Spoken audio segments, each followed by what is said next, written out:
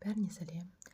1 қыркүйек білім күні балалар мектеп табылдырған аттанса, біз Жайна екеуміз 3 дөңгелекті велосипедке мініп алып, үй жақтағы ойын алаңына баруды жөн көрдік.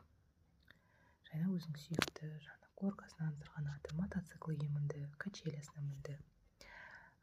Жайна бірінші тұңғыш бала болғандықтан көңіл қазір бөлінбей жатыр. Сондықтан бүгінгі күнді қызыма арнаймын деп шештім. Жайна осы качеляны қатты жақсы көреді. Осында жатқан жақсы көреді. Айта кететін жайт, осы игровойды салғанына бір 3-4 ай ғана болды. Бірақ жан-жағын қарасаң, өте лас болып кеткен ғой.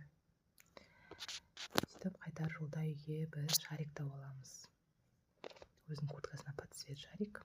Бірақ бұл шарикті ойнап жатып жарып алады Жайна. Сөйтіп настроение түсіп кетеді. Сөйтіп келе жатып басқа шарикті аламыз ғой. Оны да жарып алады ғой. Жарайды, настроениесім түспесін деп мороженое беремін. Біз мороженое жеп алып үйге барамыз. Үйге барып тамақ істейміз. Екі қыз ойыншықтары жоқ сияқты. Отыр.